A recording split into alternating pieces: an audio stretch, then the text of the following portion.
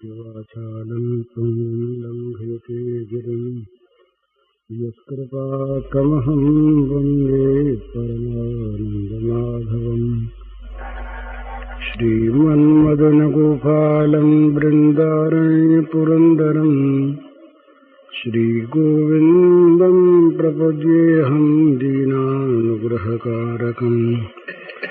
वन्दे मुकुन्दमरविन्ददलायताक्षम् इन्द्रेन्दुशङ्खदशनं शिशुरूपवेशम् इन्द्रादिदेवगणवन्दपादपूजम् वृन्दावनालयमहं वसुदेवसूनुम्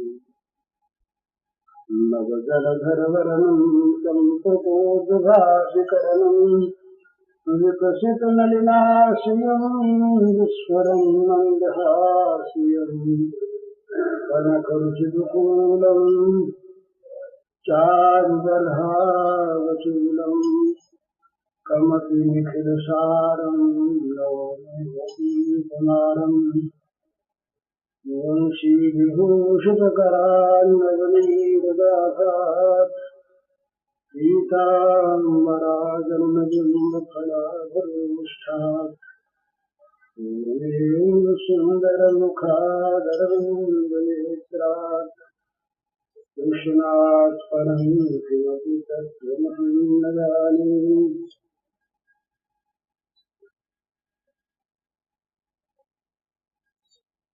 परमात्मा स्वरूप आप सबके चरणों में नमस्कार। मनुष्य को निरंतर करना है आत्मनिरीक्षण, अपने आप को देखना। कौन क्या कर रहा है, कौन कहाँ जा रहा है, इसको देखना साधक का काम नहीं है। आचार्य का काम है, उपदेशक का काम है, या पेशेवर का भी काम है, या जो संत महात्मा स्वाभाविक जगत पर अमृत वर्षा करते रहते हैं, वे लोग जगत के दुखों से दुखी होकर कहाँ कहाँ दुख के क्या क्या कारण है, उन्हें जानकर उन्हें मिटाने का उपाय बताया। पर जो साधक है वो इनमें से कोई नहीं। उसको तो अपने आप को निरंतर देखना है, वो कहाँ जा रहा है, उसके मार्ग का लक्ष्य क्या है, कहीं वो गिर तो नहीं रहा, रुक तो नहीं रहा, उलटा तो नहीं जा रहा, ये उसका देखने का काम। और जहाँ वो है वहीं है। एक मंदिर में एक महंत थे, मंदिर के पुजारी बड़े सच्चे थे, साधक थे, पर महंती बड़ी बुरी थी। महंती का जितनी मालिकी है वो सारी मालिकी गिराने वाली होती। मनुष्य मालिकी से बचे और मैनेजरी करे तो अच्छा।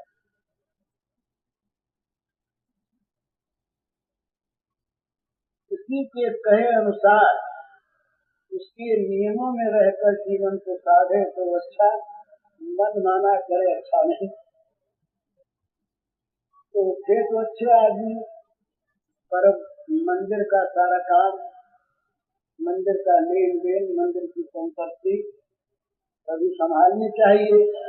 और रुपया है तो रुपये की रक्षा भी करे, उनका ब्याज भी सुझावे, पैसे का परिशोध करना पड़ता है। तो पर वो थे बेचारे बड़े अच्छे सज्जन भक्त थे। एक दिन वो मंदिर में अंदर अंतःगृह में भगवान की पूजा करते हैं, आरती करते हैं।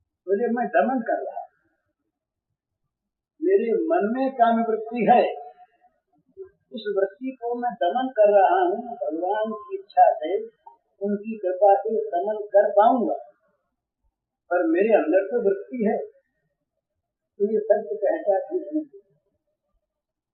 ये सिद्धांत है, हमारा मन जहाँ है वहाँ हम हैं। श्रद्धा मयो यम पुरुषो यो यत् श्रद्धा स एव सः। भगवान ने कहा कि मनुष्य जो है श्रद्धामय है, जिसकी श्रद्धा जैसी, जिसके अंतर के संस्कार जैसे, जिसकी भीतरी स्थिति जैसी, ऐसा उसका फल। तो साधक को निरंतर देखना चाहिए अपने अंतर, इसमें क्या बस रहा है, हमारा मन कहाँ बसता है। हमारे मन में यदि केवल भगवान बसते हैं तो हमें कुछ और करना कराना नहीं है, यही तो करना है कि हमारा मन भगवान में जाकर भगवत स्वरूप हो जाए। ये कभी फिर कहने का विचार है, कहा हुआ भी है, भगवान ने गीता में समर्पण के कई रूप बताए। कर्म की एक काम करके अर्पण कर, तत्पुरुषमदर्पणम, यत् करोषि यत् अश्नासि यत् विभोषि ददासि यत् तपस्यति कौन्तेय तत्पुरुषमदर्पणम। जो कुछ भी खाओ पियो काम करो, यज्ञ दान तप करो, वो सब मेरे अर्पण है, ये करके अर्पण है। एक तदर्थम कर्म कौन्तेय मुक्त संग समाचर, आसक्ति से सर्वथा विमुक्त होकर भली भांति कर्मों का आचरण करे भगवान के लिए, ये उनके लिए कर्म करे, उसको कर्म करके अर्पण करना है और ये उन्हीं के लिए करना है। इसके आगे की एक बात, मत कर्म कृत मत परम मत भक्त संग वर्जित निर्वजर सर्वभूतेषु यश समानेति पांडव। यहाँ भगवान के लिए नहीं करता है, भगवान का ही कर्म करता, मत कर, मेरा ही कर्म करने वाला वो है। तो जब अंतःकरण का समर्पण हो जाता है भगवान के प्रति, और भगवान जब अंतःकरण में आकर के अपना स्वामित्व करने लगते, वहाँ बैठ जाते हैं, उसको अपना घर मान लेते हैं, तब समझना चाहिए अब हम ठीक ठीक जहाँ पहुँचना चाहिए वहाँ पहुँचे। अभी जो श्लोक सुना आपने, बड़ा सुंदर आपने 9वें अध्याय का श्लोक बताया, उसमें रहस्य अति सुंदर आचार भजते माम अनन्यथा साधुरेव स मंतव्य सम्यक व्यवसितो ही सह। तो मानना होगा, हम चाहे बुरा तरह से न माने, और भगवान के शब्दों में ये मानना होगा, यहाँ भगवान किसी ऐसे आदमी की बात कर रहे हैं जो बड़ा दुराचारी है, नहीं है, अगर था और अब नहीं रहा तब तो चित्रम भवति धर्मात्मा साधुरेव स मंतव्य कहने की आवश्यकता ही नहीं, वो तो हो ही गया, है ही है नहीं। अभी ऐसा भी, जो ऐसा भी है वो भी अब दुराचार, अब ऐसा भी यदि भजते माम अनन्य भाव, ये रोगी है, रोगग्रस्त है, बीमार और असाध्य बीमार, सब लोगों ने दबाते, कोई पास नहीं बैठने देता इस आशा पर कि ये हम उसको अच्छा कर लेंगे, उसे किसी अच्छे डॉक्टर का वही पिता पता नहीं, सुना उसने। अमुक इस प्रकार का एक महापुरुष है जो हम सरीखे रोगियों को भी अपनाता है और अच्छा करता है। सब तरफ से निराश हो गया, उस एक में आशा लगी, उस एक पर विश्वास हुआ और उससे जाकर उसने कहा कि आज के सिवा किसी दूसरे को मैं आश्रय दाता नहीं दूंगा, एकमात्र आप ही मुझे आश्रय दे सकते हैं, मेरा प्राण कर सकते हैं। मुझे आप बताइए, ये भजते मान अनन्य भाव। अनन्य भाव का तो दूसरे को हिस्सा न देते हुए, उस भजन का हिस्सा दूसरे को वो न दे, किसी को भागीदार न बनावे। अनन्य भाव, एकमात्र भगवान को ही शरण माने, शरण देने वाला माने, यूं मानकर वहां पर पुकार उठे, घेरा तुम बताओ। तो अगर रोगी न हो तो वैद्य के पास क्यों जाए? तो रोगी है, पापी है, पर कहीं शर्म नहीं मिली उसे।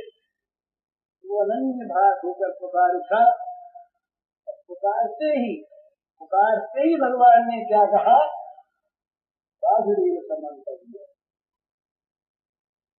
उसको साधु मानना चाहिए। अभी अभी स्वयं कह रहे हैं सुदूराचार्य, अभी क्षण भर पहले ही, और अब कहते हैं साधु मान लेना चाहिए। एक तो मान्य साधु आपको महाभारत में बता रहे हैं, इसलिए मान लो सम्यक सुदूरता। इसका जो व्यवसाय है, जो निश्चय है, वो सम्यक है। जहाँ पहुंचना चाहिए था उसको वहां पहुंच गया। जिस डॉक्टर के पास जाने से उसका इलाज निश्चित होगा, तो उसको शरण ही नहीं देता, शरण देकर सारे रोग का नाश भी कर दे सकता है। शरण देते साधु हो गया तो सारे रोग नाश भी होगा। ये जो उसका निश्चय है कि सम्यक व्यवसाय, इसलिए उसे साधु मानो। और मानो ही नहीं, क्षिप्रम भोत धर्मात्मा शाश्वत शांति में गच्छति। बहुत क्षिप्रम इससे बजा चले, क्षिप्रम भोत धर्मात्मा, वो तुरंत धर्मात्मा बन जाता है और उस शाश्वती सनातनी शांति को प्राप्त कर देता है। अर्जुन, मेरे भक्त का नाश हो गया। एक ही प्रकरण में एक साथ 4 दशाएं पल चुकी।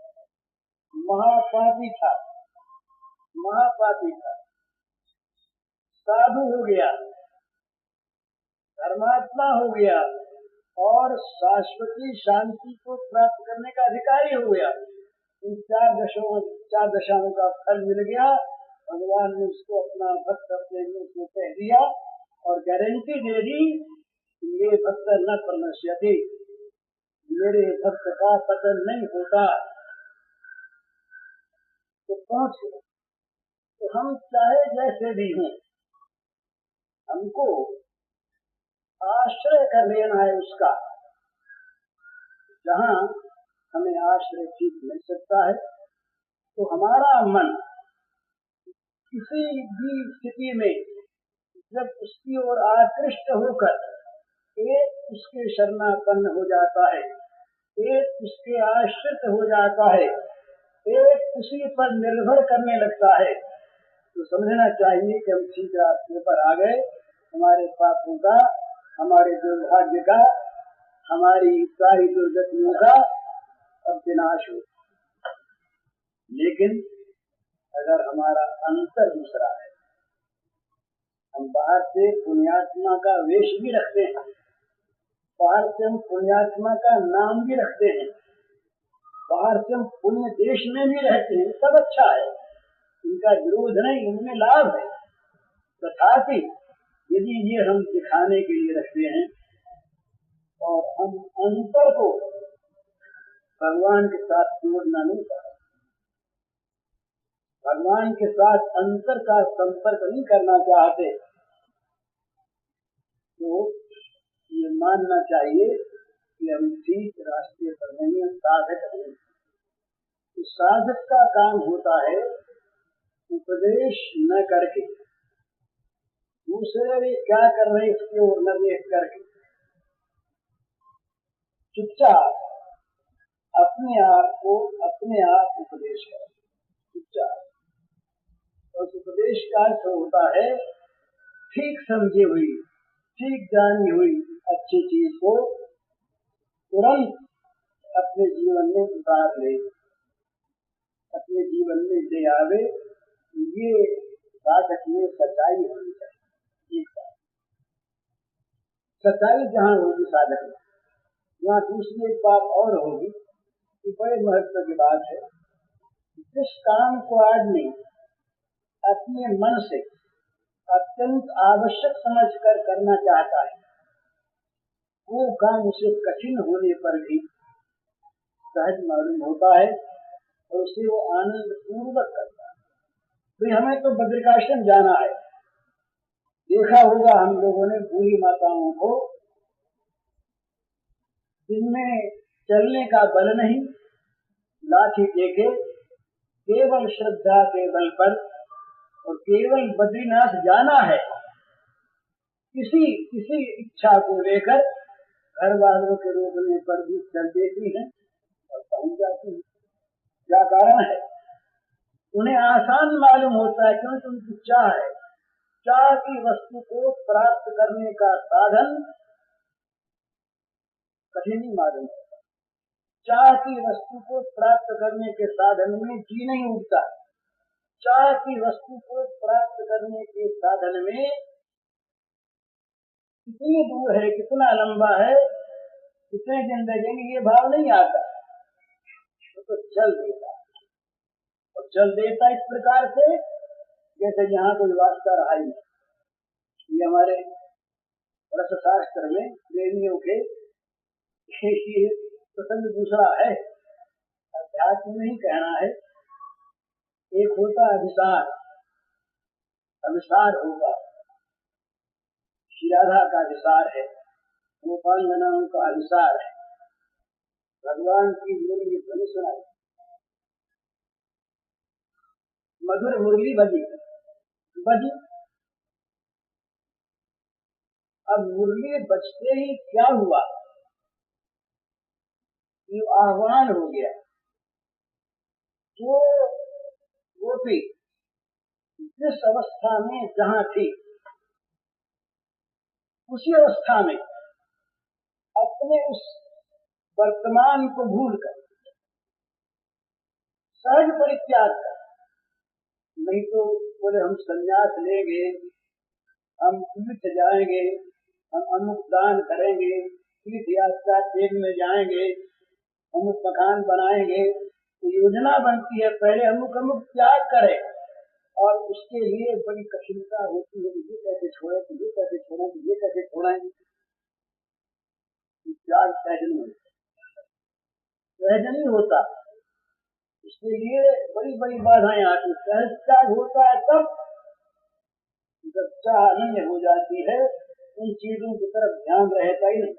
बड़ा सुंदर वर्णन आया श्रीमद् भागवत में, रास पंचाध्यायी का पहला अध्याय कितना मधुर है और कितना सुंदर ऊंचा अध्यात्मिक वो वर्णन है। वहां पर स्त्रियों के लिए, माताओं के लिए सबसे अधिक प्रिय वस्तु क्या है, उनके बच्चे, माँ बच्चे। सबसे अधिक धर्म की बात क्या है स्त्रियों के लिए, पति। सबसे अधिक लोभनीय वस्तु क्या है, घर का धन है। स्त्रियों के लिए, पुरुषों के लिए, सभी के लिए। कई बाहर जाते हैं जरा अच्छी तरह से कपड़े पहन के जाएं, श्रृंगार न सही, सभ्यता ही सही।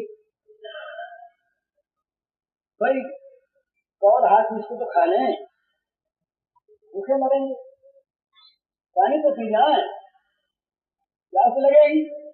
तो वहां जो वर्णन आता है महाराज, एक ऐसा विचित्र वर्णन है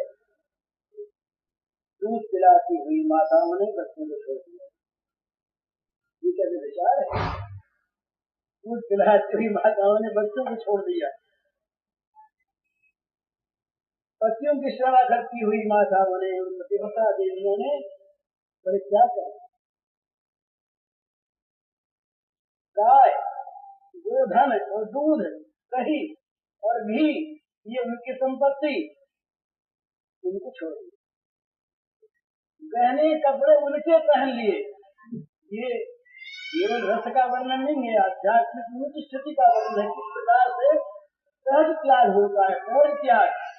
जिस त्याग में कठिनता होती है, जो त्याग किसी व्यक्ति को लेकर करना पड़ता है, जिस त्याग में किसी लाभ की आशा होती है, जो त्याग किसी बड़े भोग की प्राप्ति के लिए होता है, वो त्याग नहीं होता, वो तो मूल्य देना होता है, वो तो सौदा होता है, लेन देन होता है, या कोई मूल्य नहीं। अब तक जस्ट जीवन पागल हो गई हो और किसी को संग लिया, मुझे भी राह खर्च चाहिए और रास्ते में कोई साथी भी चाहिए।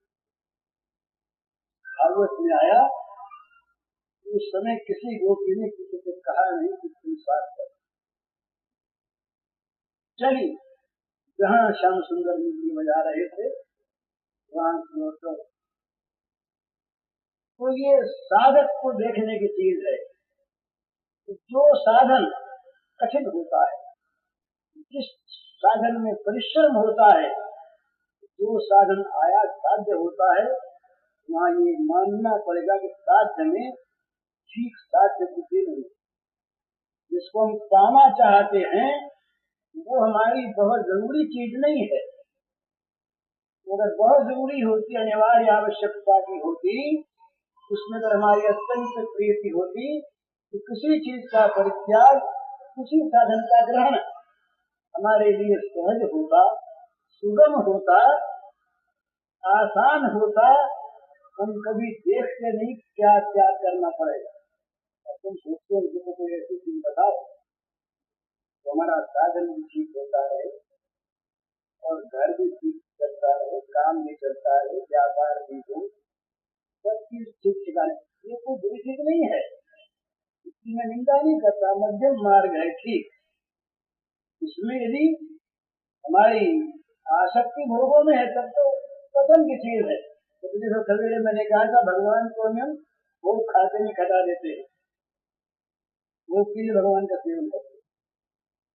लेकिन जहाँ ऐसी चीज है, कठिनता है, साथ साथ दूसरे को विचार से भगवान कहते हैं कि भाई अकेले आओ और अकेले आओ, मां एकम शरणम ब्रज, एकम दूसरा न हो, भजते माम अनन्य भाग, अनन्य भक्ति। अब विचारे नहीं भक्ति, इन सब का अर्थ क्या है? एक ही अर्थ है, एकमात्र भगवान हमारे लक्ष्य हैं, दूसरी किसी चीज का उसके साथ संसर्ग न हो, भला मिलाव न हो, सम्मिश्रण न हो, मिलावट न हो। हमारे उद्देश्य में भी, हमारे साधन में भी। वो साधन आसान होता है, त्याग आसान होता है। उसमें ये बात नहीं होती कि कितना त्याग किया, कितना और करना है, बल्कि बड़ी ऊंची चीज है दूसरी, करे साधन और मिले दुख। भजे भगवान को और मिले पीड़ा, वहां क्या भगवान का भजन किया, भगवान को भजा, भगवान को रोए, और ये मिलता है, अपमान मिलता है, दुख मिलता है, पीड़ा मिलती है, नरक मिलता है। ये हाँ बोलिए। अगर इसी से वो प्रसन्न होता है तो बड़ी स्थिति नहीं देता है, परख परख पाहन पयब करे तुलसी परी में क्या दृष्टांत देते हैं चातक का। तुलसीदास जी देवराज जी की बात कहते हुए चातक आवाज लगाता है बादलों के सामने, ये उसका प्रीतम है कि वो कहीं स्वाति नक्षत्र में बरस जाए और वो बूंद मेरे चोट में पड़ जाए, निहाल हो जाए। दूसरी ओर ताकता कभी तो प्रेक्षा है, वो पपीहा काटते अपने लिए पता था बड़ा सुंदर, एक पपीहा पेड़ पर था, मर गया, गंगा निकल। तो पक्षी जब मरता है जिसको चोट विपत हो गया, चोट विपत हो गई, तो कवि का वहां पर बड़ा सुंदर भाव है।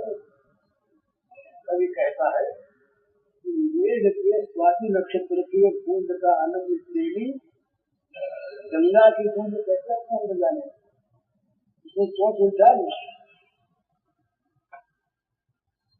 पूरा साथी रहे। कहीं जा रहे थे, बड़ी गर्मी पड़ रही, ग्रीष्म ऋतु, मारे गर्मी से सवार हो गए। एक सूखा मिला, उसने कहा भैया तुम क्यों मर रहे हो, पीपल के पेड़ पर बैठ जाऊं, छाया में आराम दे लो, मेघ के जल से मेघ के जल से खींचा हुआ नहीं, बैठना है, आशा करते रहे उसी की। तो बोले भाई वो जल बरसे और प्यास के हमारे प्राण जाने लगे। तो तुलसीदास कहते हैं रटत रटत रसना लगी तुलसा सूखी गई, तुलसी चातक प्रेम को रटत रटत रसना लगी तुलसा सूखी गई, रटते रटते जीभ और प्यास के मारे कंठ जलने लगे।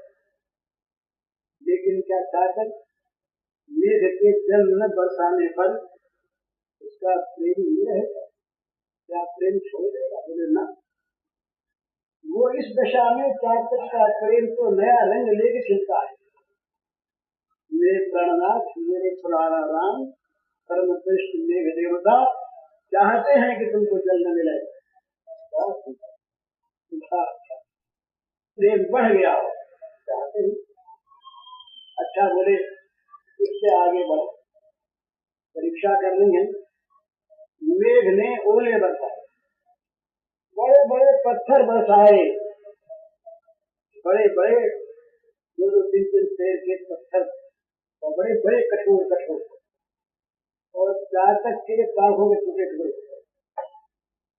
अब तो चातक को कहना चाहिए ना कि ऐसे निष्ठुर के साथ क्या प्रीति रखें, इतना निष्ठुर जो इस प्रकार से भजने वाले को मारो, बेचारे को चूर चूर कर दे।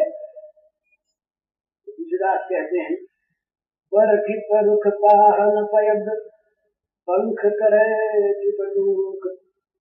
बरखी परुख, परुष कहते हैं कठोर, पाहन कहते हैं पाषाण को पत्थर, बरखी परुख पाहन पयद कहते मेघ, बरखी परुख पाहन पयद पंख करे चिपटूक। तुलसी परी न चाहिए चतुरदास कही चूक। पांखों के टुकड़े टुकड़े हो गए, पर वो प्रेम का जो चतुर चातक है उसके प्रेम के नियम में चूक नहीं करती, वो बढ़ता है। अच्छा बोले भाई क्यों नहीं करता, ये बात क्यों नहीं हुई, ऐसा है क्या? तो बड़ा सुंदर वर्णन करते हैं तुलसीदास। चढ़तन चातक चित कबहु, चढ़तन चातक चित कबहु, प्रिय पयोग के दोख। तुलसी प्रेम पयोग है जहाँ मात तोल है, जहाँ लेन देन है, इतना साधन किया बदले में भगवान इतना दे। हमने भगवान को भजा और गीता में भगवान ने प्रतिज्ञा की कि हम तो नहीं भजेंगे, तुमको भजें, भजे क्यों नहीं भजते? उनका प्रण किया हुआ है, कह सकता है।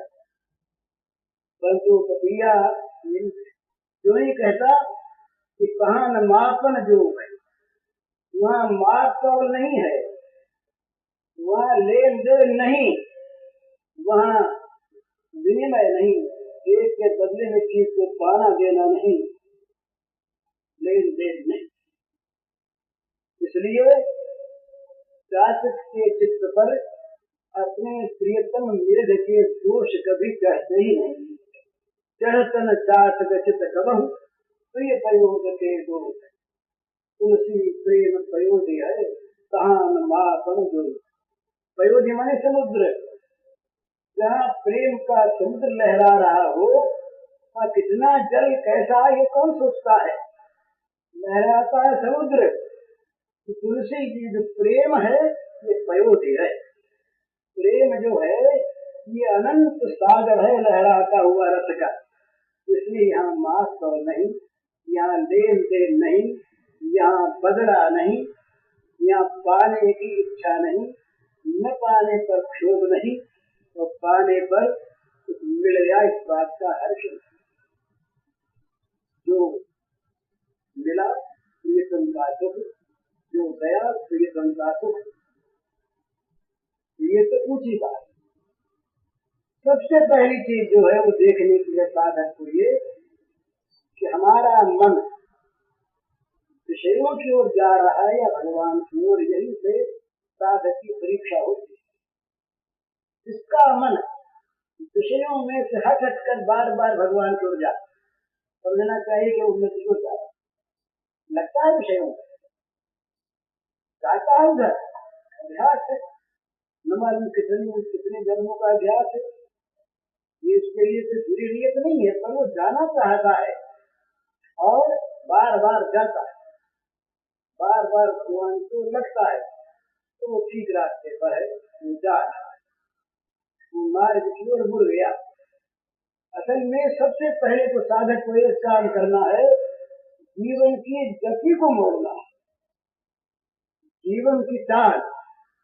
हमारा जीवन जो विषयाभिमुख है उसे मोड़ कर करना है भगवान के सामने। विषयों के सामने जो हम चल रहे हैं लाभ देने, कायम त्याग करके बैठे, त्याग में भोग होता है, त्याग में अगर त्याग की कीर्ति की इच्छा हो गई तो हो गए। तो यदि भोग हमारे जीवन की सम्मुखता है तो हम ठीक रास्ते पर नहीं, और हमारे जीवन की मोड़ भगवान की ओर हो गई, उधर मुड़ गया जीवन, सम्मुख हो गया भगवान के, तो चाहे देर लगेगी नहीं। उन दिनों में धनाती सभी क्षेत्र में धर्मात्मा, पर चाहे देर लगे पर वो मार्ग पर है, वो विपरीत मार्ग पर नहीं है, वो ठीक रास्ते चल रहा है। उसकी परीक्षा है। परीक्षा क्या है? सीधी परीक्षा है। भोगों का आकर्षण घटना शुरू हो जाए, भोगों में विरक्ति बढ़नी शुरू हो जाए, और भगवान में भगवत विषय में अनुरक्ति बढ़नी शुरू हो जाए। ये बिल्कुल सीधी कसौटी है। अपने आप अपने मन में देख लो कि हम चाहे सत्संग भवन में रहते हैं, गीता भवन में ही रहते हैं, हम चाहे किसी मंदिर में रहते हैं, पर ये यदि हमारी चित्त की वृत्ति विषयों की ओर अधिक बढ़ रही है तो समझना चाहिए कि हम विषय जगत में ही रह रहे हैं। क्या उसका नाम मंदिर, क्या हम उसके योग्य नहीं? क्या उसका नाम सत्संग भवन है, गीता भवन है, कुछ भी? असल में तो भवन वो है जो हमारा अंदर का भवन है। तेरे भावे जो करो खुलो गुरु संसार, नारायण तू बैठ कर अपनो भवन बुहार। इस भवन में झाड़ू लगाओ, इसको साफ करो, इसकी मलिनता को दूर करो, इसके कूड़े करकट के बाहर फेंको। इस अंदर के कूड़े को लेके कहीं झाड़ ले जाओगे तो पूरा बिखेरोगे। क्या करोगे? जो होगा वे दोगे। राग द्वेष युक्त पुरुष यदि कहीं उपदेश के क्षेत्र में जा पहुंचे तो राग द्वेष ही देगा, चाहे किसी नाम से दे, शिव विष्णु की लड़ाई करा देगा। इसी प्रकार से भी ज्ञान और रत्न वगैरह देख वहां तो चीज ऐसे है, वो मन में जो कुछ है वो आवेगा ना वहां पर, दूसरी वस्तु आवेगी नहीं। तो अपने मन में ये कभी कसौटी पर कसता रहे कि गोया भगवान की ओर अनुराग बढ़ रहा है या नहीं, थोड़ा बढ़े, कल से कुछ आगे बढ़ेगा तो ठीक, और यदि भोगों की ओर बढ़ रहा है तो हम ठीक रास्ते अपने साधक को सबसे पहले भगवान की ओर अपने जीवन को मोड़ना है, सम्मुख करना है, रास्ते पर आना है, उसके बाद चलना है। अरे मुंह नहीं मोड़ेंगे और चलना शुरू करेंगे उधर जाएंगे ना, इधर मुंह नहीं किया, उसमें दूरी की ओर मुंह नहीं किया और मैं कर दिया ऋषिकेश की ओर, बोले हमने तो चलना शुरू कर दिया, चलना शुरू कर दिया ठीक, तो चल रहे हो किधर, उल्टे जा रहे हैं। जहाँ तुम जाने के बाद कहते हो सो तुम्हारा मुंह ही नहीं है, जाओ कैसे, तो सम्मुख कर लेना अपने जीवन को भगवान के, ये साधक का पहला काम। बहुत विद्वान दिया करते हैं, पुराना है नया नहीं।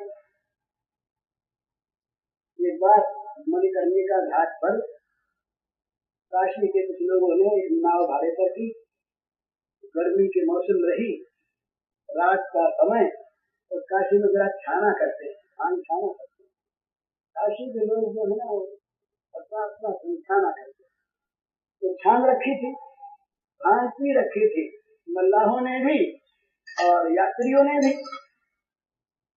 तो अपना ढोलक वोलक लेके बैठ गए, रात को गाते बजाते हुए, और चांदनी रात में प्रयाग जाएंगे, चलो नाचना चली रात, रात भर बीत गई।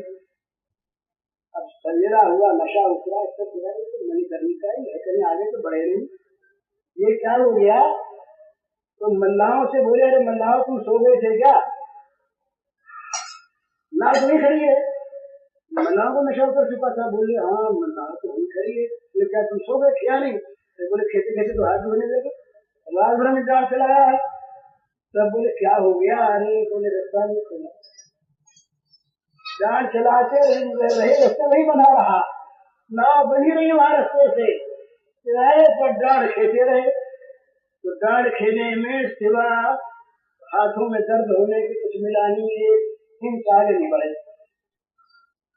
तो भगवान की ओर सम्मुख न होकर हम जो साधन करने जाते हैं, तो साधन खिला, तो साधक को सबसे पहले अपने जीवन की दिशा बदलना है, अपने को भगवान के सम्मुख होना है।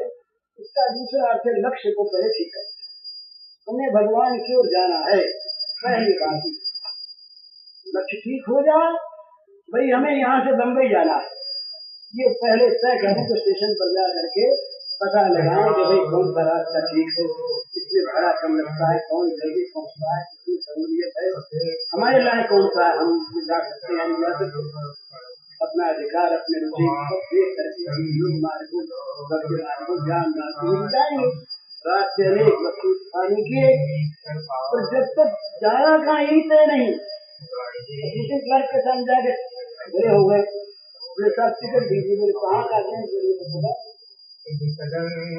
टिकट देखा, तो सबसे पहले तय करना चाहिए अपने मन में कि हमें जाना है, हम एक जगह, तो हमें जाना है भगवान के धाम में, हमें पाना है भगवान को, ये सबसे पहले तय करके अपने जीवन को धर्म हो लेते।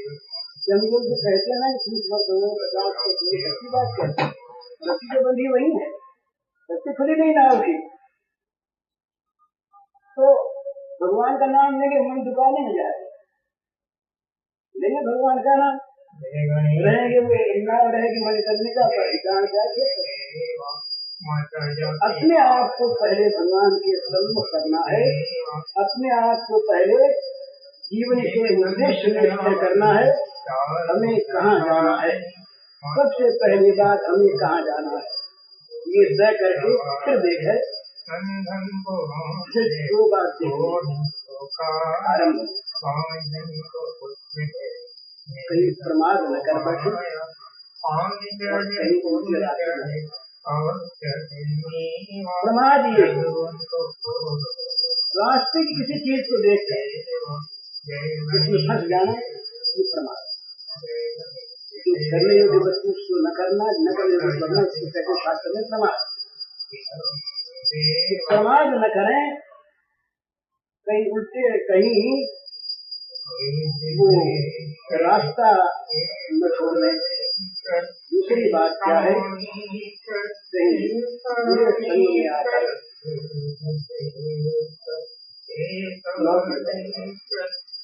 रास्ता भूलना, लौट चलना, तो भी भगवान के आगे करने वाला भगवान का जो आश्रय होता है उन्हीं लोग साधन के भरोसा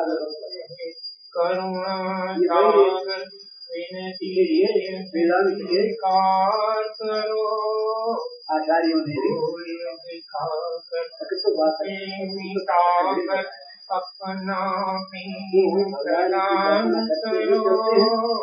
उनके दिव्य का नाश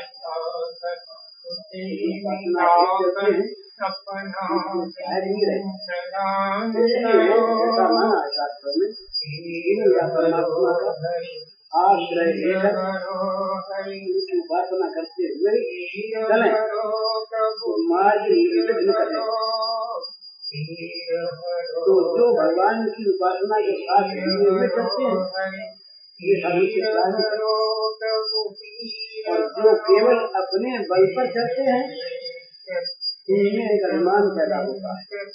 और भगवान ने भागवत में आया है, इसी का अनुवाद रामचरितमानस में है, ज्ञानवान में आ गई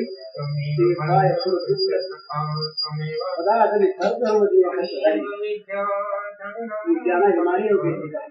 ज्ञान हुआ नहीं, ज्ञान का अभिमान हो, कर्म अच्छे बने, कर्मों के कारण से देव दुर्लभ पद मिल गया, अधिकार मिल गया, वहाँ से दुर्लभ पदार्थ पर विश्वास करी सभात परिहर दास तब रहे जब नाम तब श्रम करही भग नाथ तो समाधान है। वो कहते हैं जो लोग विश्वास करके दूसरी सारी आशाओं का परित्याग करके तुम्हारे दास हो जाते हैं, वे केवल तुम्हारा नाम लेकर ही अनायास तो साधन से भी गिरना हो जाता है यदि भगवान का आश्रय न हो। तो साधक को पहले स्थिर करे, फिर ये उल्टे मार्ग और दूसरे मार्ग पर न चल जाए, इसका ख्याल रखें। ये बड़ी आवश्यक चीज है साधक के लिए। साधकों के लिए बहुत सी बातें हैं, धीरे धीरे शायद कही जाए न कही जाए, कौन जानता कर क्या होगा। तो बात ऐसी है कि साधक को एक छोटे से दायरे में रहना है, अपने आप को उसे देखना है, इतनी कहीं अपने आप को देखना है, और अपने आप को देखने में अपने बाहर में देखना है, अपने भीतर को देखना है। ये जितने भी दोष हैं, ये दोष यदि हमारे अंदर बढ़ रहे हैं, घट नहीं रहे हैं, तो समझना चाहिए कि हम ठीक मार्ग पर नहीं। ये दोष घट रहे हैं तो दैविक संपत्ति के गुण बढ़ रहे हैं, भोगों से विरक्ति बढ़ रही है और भगवान में अनुरक्ति बढ़ रही है। भोगों की स्मृति कम हो रही है, भगवान की स्मृति बढ़ रही है। भोगों की स्मृति में आनंद कम आ रहा है, भगवान की स्मृति में आनंद बढ़ रहा है। भोग अशांति देने वाले प्रतीत होने लगे हैं, होने लगे नहीं होते, शांतिकर होने पर भी सुखकर मालूम होते, शांतिकर मालूम होते, और भगवान की ओर जाने में शांति की अनुभूति होने लगी है। तो समझना चाहिए कि हम ठीक है। तो साधक निरंतर अपने को देखता रहे, अपने अंतर को देखता रहे, और जहाँ भूल हुई वहाँ भूल को सहन न करे। ये नारद जी के सूत्रों में आया है कि विषय जो है ना, ये पहले मन में आते हैं लहर की तरह, अगर इन्हें आश्रय ले लिया तो समुद्र बन जाते हैं, फिर डूब जाना पड़ता है, समुद्रायन। इसलिए जरा सा भी कहीं स्खलन हो जाए, जरा से भी कहीं बुराई अपने जीवन में आने लगे तो उसको सहे, वो बड़ी बुरी मालूम हो, इस प्रकार का पश्चाताप मन में पैदा हो कि अब क्या करें, इतनी बुराई हो गई, और भगवान के सामने रो गए। भगवान बल देंगे, शक्ति देंगे, अपनी कृपा से उस कमजोरी को दूर कर देंगे। मच्चित्त सर्व दुर्गाने मत प्रसादा तरिष्यसि, भगवान ने कहा मेरे पर निर्भर हो जाओ, उसके बाद मेरी कृपा से इन सारी कठिनाइयों को लांघ जाओ। तो भगवान की अमोघ कृपा के बल पर भरोसा करके निरंतर बुराई से बचता रहे, बुराई का नाश करता रहे, तभी जो पाप से बचता है उसको पाप दबा। भगवान के सामने तो रहे बिल्कुल कमजोर, वहां से अभिमान कर न बैठे, नहीं वो खबर ले लेंगे, अच्छे के लिए लेंगे, और भोगों के सामने तलवार लिए रहे हाथ में, खबरदार अगर यहाँ आए। तुलसीदास जी महाराज का बड़ा जीवन सुंदर, जब भगवान के सामने जाते तो कहते महाराज सीधे मुझे को जम क्या करना है, मैं तो आपको मुझको तो आप ऐसा बनाइए कि मुझे निरंतर नरक में जम की यातना मिलते रहना नहीं खिलाए। कितना बड़ा विनम्र भाव। जब संसार सामने आता है तो कहते हैं हाँ तुम आए, मैं तो अब जानो संसार, आज न सके मोह हरे केवल प्रकट कपट में आया, चला जाए यहाँ से, कपट का घर कहीं आया है मुझे बांधने, ये नहीं बांध सकेगा, खबरदार वहां जा, इसके हृदय में राम न बसते हो, यहाँ आए तो सब परिवार मारा जाए, खबरदार नहीं। वो समीप आने को ललकार दे, भगवान के बल से, भगवान के बल, भगवान के सामने विनम्र रहे, साधन का काम है। तो भगवान तो भोगों को पास आने में उनको फटकार दे। आश्रय भोग जो है ना, ये बड़े मीठे जहर है, बड़ा मीठा लगता है, मीठा विषय संयोगात जिस जगह अमितोपमम। भगवान ने कहा कि जितने भी विषय रस हैं भोगों के, ये आरंभ में बड़े मीठे मालूम है, अमितोपमम, परंतु परिणाम विषय, इनका जो परिणाम सामने आता है तब बड़ा जहरीला, जहर के समान मार देने वाला मीठा जहर है। वो मीठे जहर, मीठे जहर से बुद्धिमान को और बचना चाहिए। लगे मीठा और मार दे, लगे मीठा और मार दे, तो भोग से सावधान रहना चाहिए साधक को, कहीं भोग जगत का आश्रय साधक ले न ले। ये दो बात जीवन में देखते रहने के लिए, जीवन भोग परायण है या भगवत परायण, उनके क्या भेद है ये फिर कभी बात।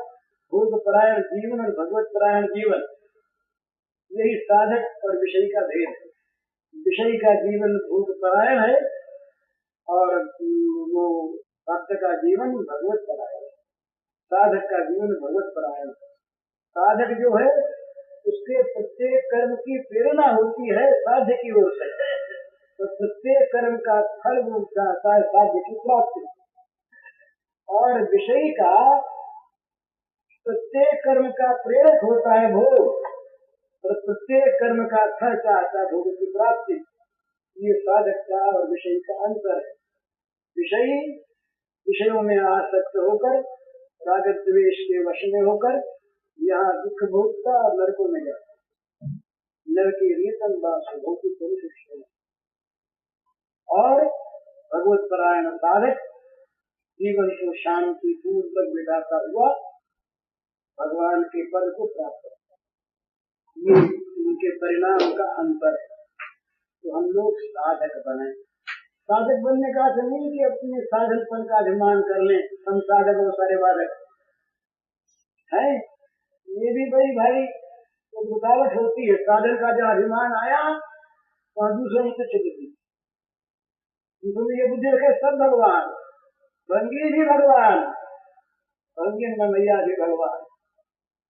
जब वो भंगिन सामने आवे क्या बोलिए तो मनी मन प्रणाम कर ले कि भगवान आप इस रूप में सामने खड़े हैं, मैं प्रणाम करता हूँ। आप इस वेश में है, मैं इस वेश में हूँ, आप दूसरी लीला करेंगे इस समय, उस लीला के होते समय भी मैं इसको भूलूं नहीं कि आप मेरे सरकार हैं, मेरे प्रभु हैं, मेरे नाथ हैं। तो दूसरे को किसी को नीचा न समझे, ये जितना भी ऊंचा समझना अभिमान है, विद्या का, धन का, वर्ण का, वर्ग का, जाति का और ये साधन का भी, भक्ति का, ज्ञान का, ये सारे अभिमान बाधक हैं, साधना के विघ्न हैं। इन अभिमानों से दूर रहे।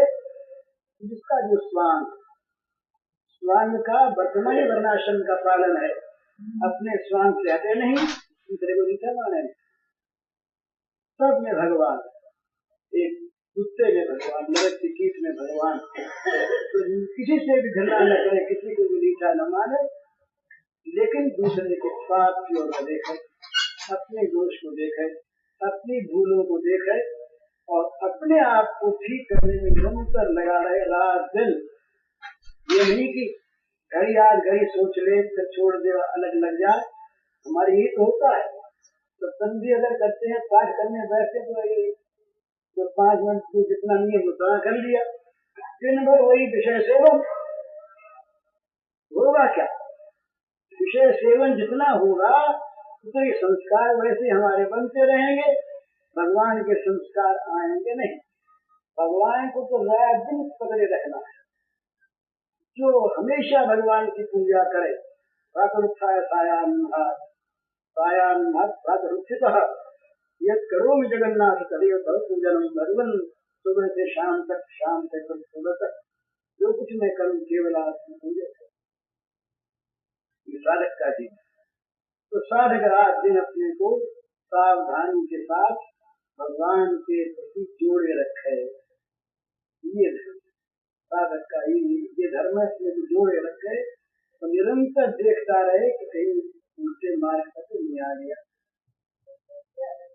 उल्टे मार्ग पर आ जाए तो तत्काल सावधान होकर के पूछ ले भाई रास्ता ठीक है कि नहीं, मतलब हम भूल गए, और दृढ़ता के साथ फिर ठीक रास्ते पर आवे, फिर भगवान की कृपा रक्षा चाहे, फिर चले तो पहुंच जाए। क्यों पहुंच जाएगा? एक बड़ी सुंदर चीज है। भोग मन चाहे मिलेंगे नहीं, तो कर्म का फल है।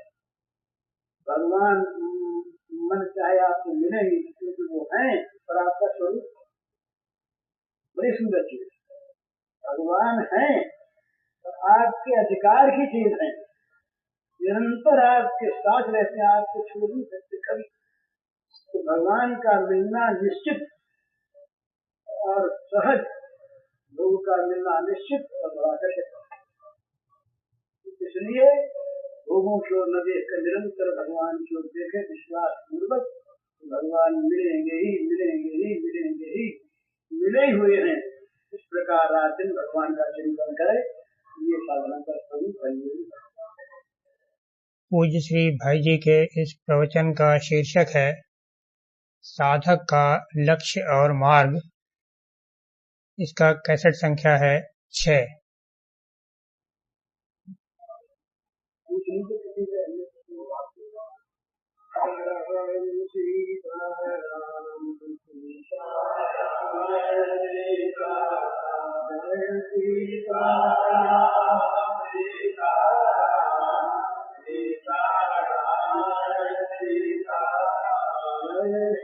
सीताराम सीताराम सीताराम जय सीताराम सीताराम सीताराम सीताराम जय सीताराम सीताराम सीताराम जय सीताराम सीताराम